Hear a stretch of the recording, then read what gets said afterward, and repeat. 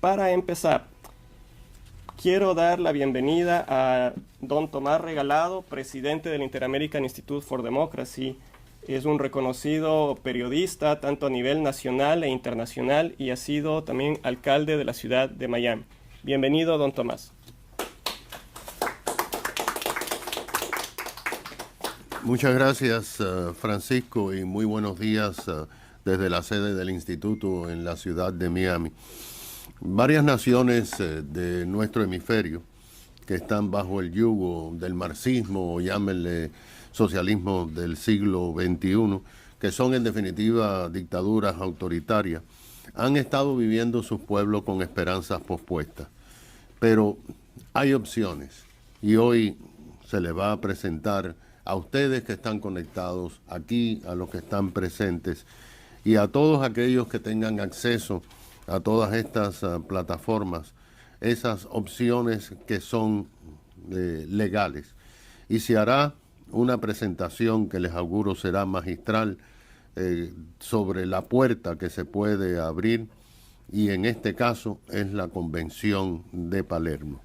Para ello tenemos a quien es un verdadero experto y ha venido predicando la necesidad de usar esta herramienta legal, que es nuestro fundador y director ejecutivo, Carlos Sánchez Berzaín. Tenemos un panel, como decía Francisco, de abogados que nos van a dar la hoja de ruta desde el punto de vista legal de cómo se pueden aplicar en distintos países estas cosas que se han plasmado en un documento tan importante pero tan poco conocido por el pueblo en general. El aporte del instituto es, como siempre ha sido, informar, orientar, pero hoy también hay otro mensaje de esperanza, también para nuestros hermanos venezolanos y los hermanos de todos los países como Cuba, Nicaragua, Bolivia, que están bajo ese yugo. Les damos la bienvenida a esta importante mañana de información y de esperanzas. Gracias.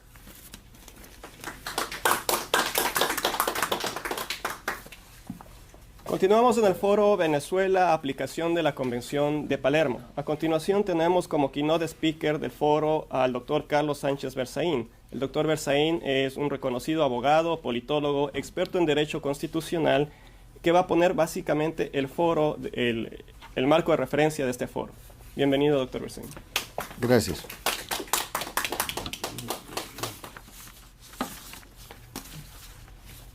El año 2000 se aprueba y se empieza a firmar a nivel mundial una convención, que es la Convención de las Naciones Unidas contra la Delincuencia Organizada Transnacional, con protocolos adicionales que tienen que ver con la trata de personas y con el lavado de dinero.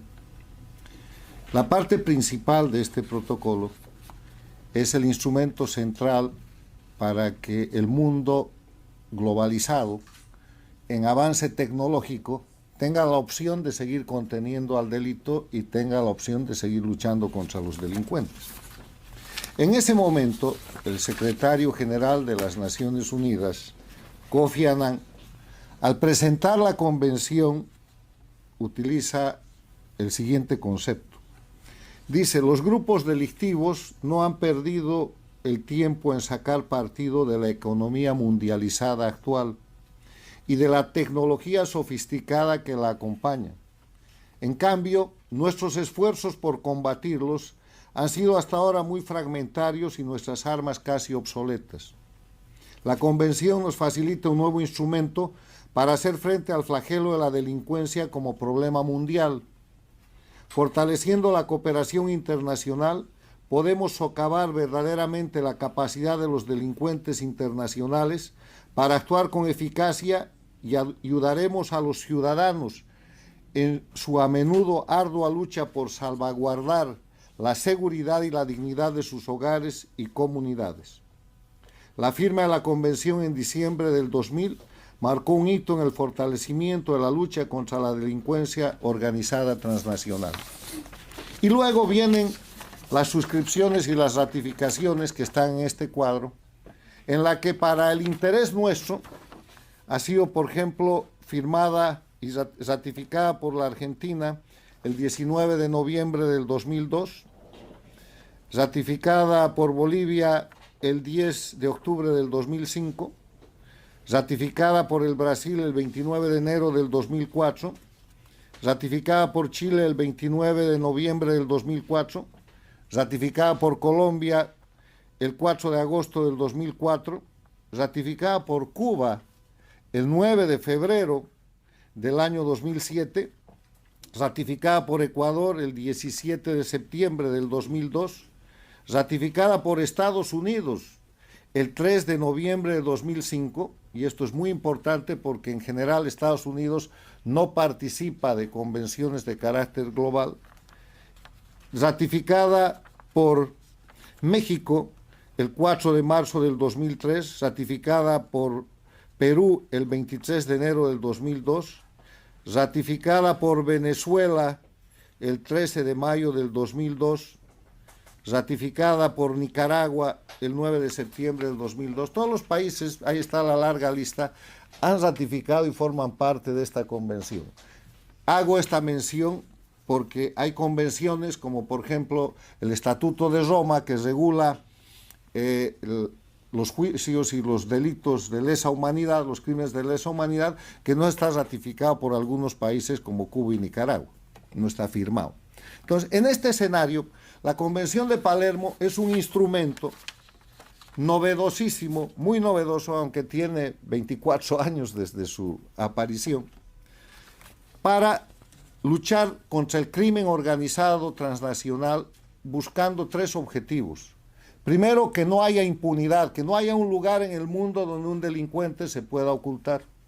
Segundo, que no haya protección al resultado del delito, al objeto de los crímenes, dinero, recursos, corrupción, robo, que no se pueda recuperar, que no haya un lugar donde se pueda ocultar el producto del delito.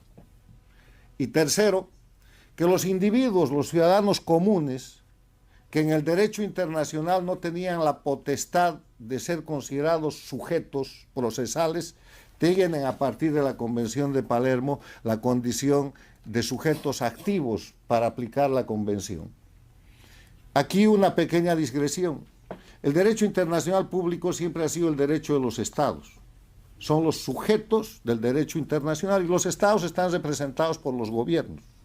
Hay un segundo nivel de sujetos del derecho internacional público que son los organismos internacionales, las Naciones Unidas, la OEA, los organismos especializados que tienen capacidad procesal plena en el ámbito internacional.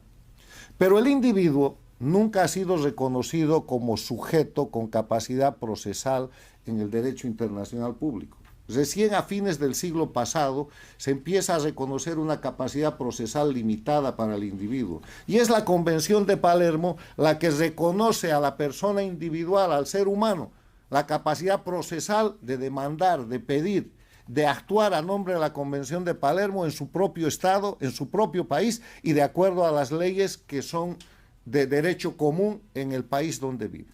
Ese es un avance extraordinario que lo dejo puntualizado y en el que quiero hacer especial hincapié, porque cualquier ciudadano del mundo en su país puede pedir, con las condiciones adecuadas de procedimiento que aquí se señalan y las condiciones nacionales que conocen los abogados de cada país, la aplicación de la Convención de Palermo. Tienen capacidad para eso.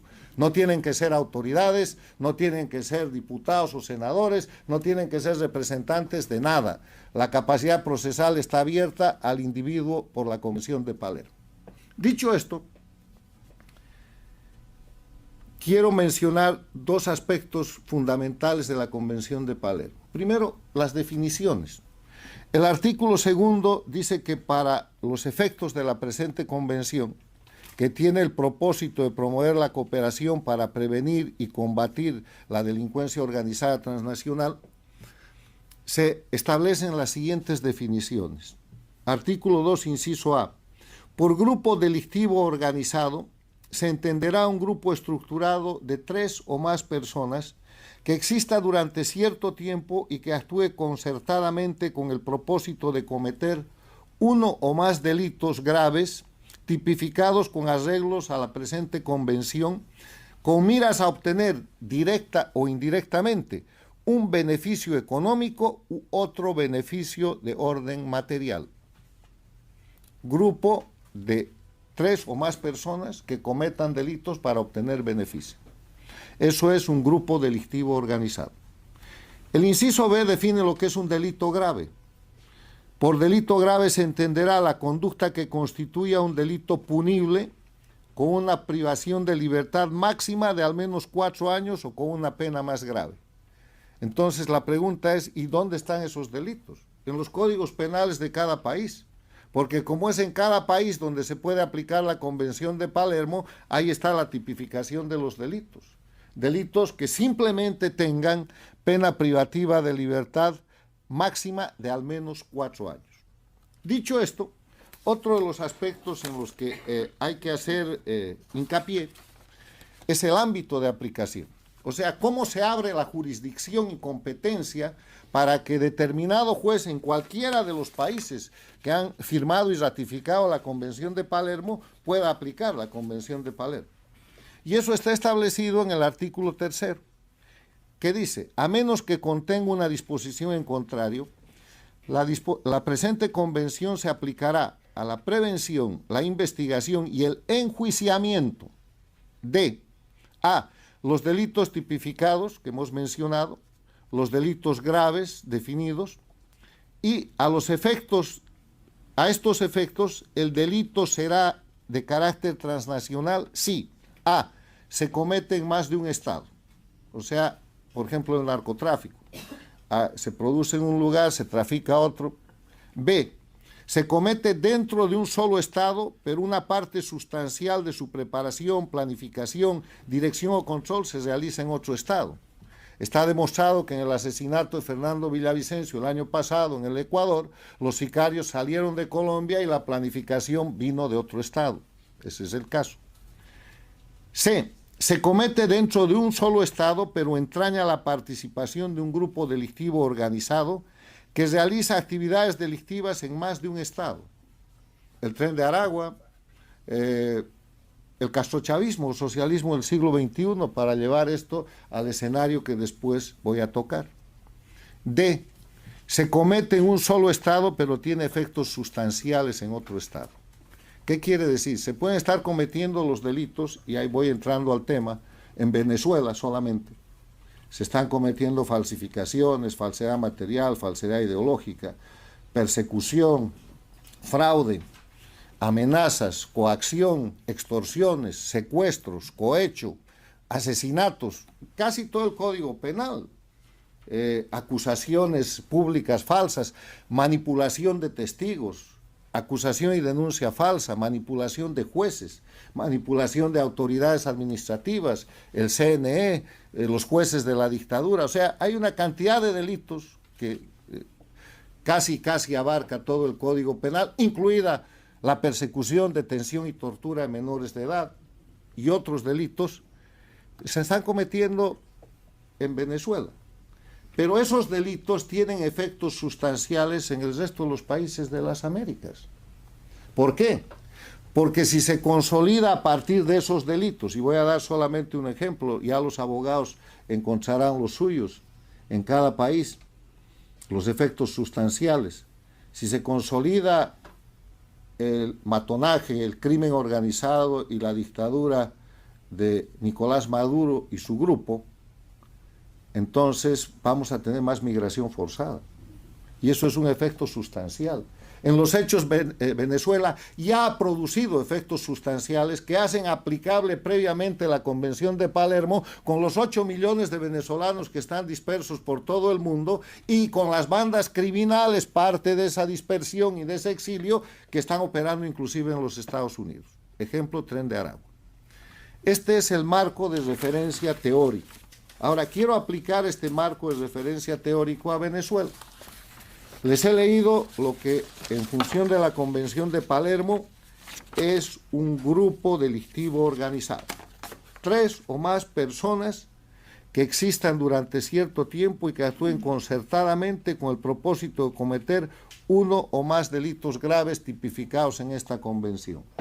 ¿Qué les parece el grupo de delincuencia organizada integrado por el señor Nicolás Maduro, secundado por Diosdado Cabello, con su vicepresidenta, la señora Rodríguez, con su ministro, llamado ministro de Defensa, el general Padrino López, con su fiscal Saab, que acusa falsamente al que le instruye la dictadura, con un nuevo fiscal que ha aparecido y que está librando un mandamiento de apremio contra el candidato y el presidente electo de Venezuela, el señor Edmundo González Urrutia. ¿Qué les parece en ese grupo de delincuencia organizada los jueces que han anunciado que es correcta la declaratoria fraudulenta de Amoroso y su grupo, que forman parte también de este grupo delictivo, que han dado por ganador sin ninguna prueba y en base a falsificaciones y delitos a Maduro? O sea, ahí está el grupo de delincuencia organizada.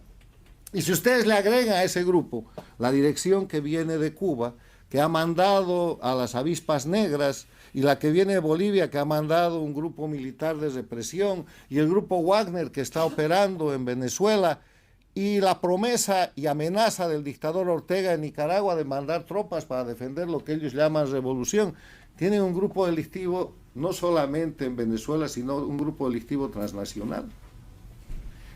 ¿Por qué es un grupo delictivo? Porque está cometiendo delitos a diario, los está cometiendo de manera infraganti, pública y certificada.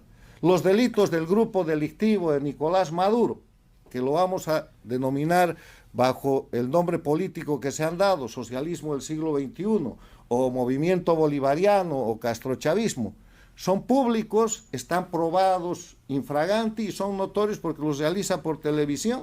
Dice, a ese métanlo preso, a este otro quítenle tal cosa, vamos a perseguir a toda esta gente, he ganado las elecciones, y después sale el CNE con Amoroso y dice, sí ha ganado, pero no muestra ninguna prueba, falsedad material, falsedad ideológica, uso de instrumento falsificado. Todos esos delitos cumplen con el requisito del inciso B del artículo 2, porque son delitos en Argentina, en Bolivia, en el Perú, en Chile, en Venezuela, en Colombia, en Estados Unidos, que tienen tipificación de delitos de penas privativas de libertad de más de 4 años. Entonces, de eso se trata.